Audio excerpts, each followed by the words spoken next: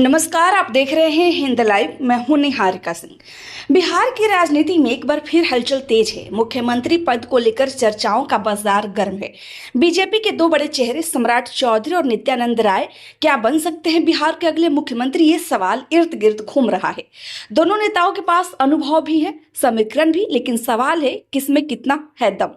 आज हम करेंगे इन दोनों दावेदारों का पूरा विश्लेषण, ताकत, कमजोरियां और राजनीतिक समीकरण। बिहार की राजनीति हमेशा से गठबंधन, जातीय समीकरण और नेतृत्व संतुलन पर टिकी रही है। नीतीश कुमार के राष्ट्रीय राजनीति में सक्रिय होने की चर्चाओं के बीच अब सवाल उठ रहा है, राज्य की कमान कौन संभालेगा। एनडीए के भीतर बीजेपी अब अपना मजबूत चेहरा तलाश रही है और इस रेस में सबसे आगे दिख रहे हैं सम्राट चौधरी और नित्यानंद राय। सबसे पहले बात करते हैं सम्राट चौधरी की। वर्तमान में बिहार के उप मुख्यमंत्री, राज्य की राजनीति और प्रशासन का गहरा अनुभव, ताकत, शासन का अनुभव, सरकार के अंदर काम करने का सीधा अनुभव, नौकरशाही पर पकड़, प्रशासनिक समझ मजबूत, विकास एजेंडा, सरकार की योजनाओं से सीधा जुड़ाव, जातीय समीकरण, कुशवाहा कोयरी समुदाय से वो आते हैं। बिहार में लौह कुश समीकरण, जी हाँ, बिहार में लौह कुश समीकरण हमेशा से निर्णायक रहा है। ऐसे में उनकी दावेदारी बीजेपी को ओबीसी वोट में मजबूती दे सकती है। एक और बड़ा फैक्टर, राजनीतिक गलियारों में यह भी चर्चा है कि नीतीश कुमार का मौन समर्थन उन्हें मिल सकता है। कमजोरियां, यानी वो कंसेंसस कैंडिडेट बन सकते हैं। कमजोरियां, आरजेडी से पुराना जुड़ाव, बीजेपी कैडर में संदेह, पार्टी के अंदर गुटबाजी, पोस्टर विवाद जैसे घटनाएं, आंतरिक विरोध के संकेत।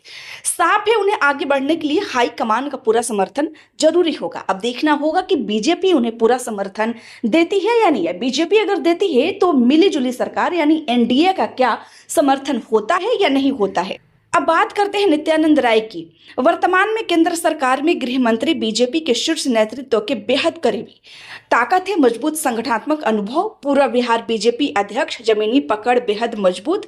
उनकी सबसे बड़ी ताकत है केंद्रीय नेतृत्व से करीबी। सबसे बड़ा राजनीतिक कार्ड, यादव समुदाय से आते हैं। बिहार में यादव वोट बैंक पर पारंपरिक रूप से आरजेडी का कब्जा रहा है।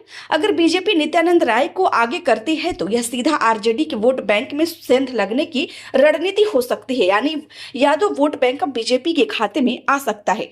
यह कदम बिहार की राजनीति का गणित बदल सकता है। उनकी कमजोरियां की बात करें तो राज्य सरकार चलाने का अनुभव कम है, प्रशासनिक अनुभव सम्राट चौधरी जितना मजबूत नहीं है, सभी सहयोगी दलों के लिए स्वीकार्यता का सवाल उठ सकता है।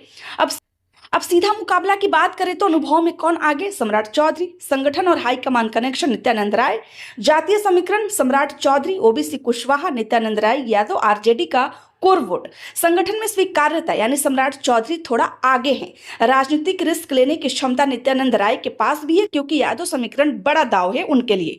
अगर बीजेपी स्थिरता और संतुलन चाहती है तो सम्राट चौधरी बेहतर विकल्प दिखते हैं, लेकिन अगर बीजेपी बड़ा राजनीतिक दाव खेलना चाहती है और यादव वोट बैंक में सिंध लगाना चाहती है तो नित्यानंद राय गेम चेंजर साबित हो सकते हैं। असली फैसला निर्भर करेगा केंद्रीय नेतृत्व पर, गठबंधन समीकरणों पर और आने वाले चुनावी रणनीति पर। तो बिहार की राजनीति में मुकाबला दिलचस्प है, एक तरफ अनुभव, दूसरी तरफ रणनीति। देखना होगा कि बीजेपी किस पर दाव लगाती है, सुरक्षित विकल्प या बड़ा राजनीतिक रिस्क। आपकी क्या राय है, कमेंट में जरूर बताएं। खबर अच्छी लगी हो तो लाइक करें, कृपया चैनल को सब्सक्राइब करना ना भूलें। धन्यवाद।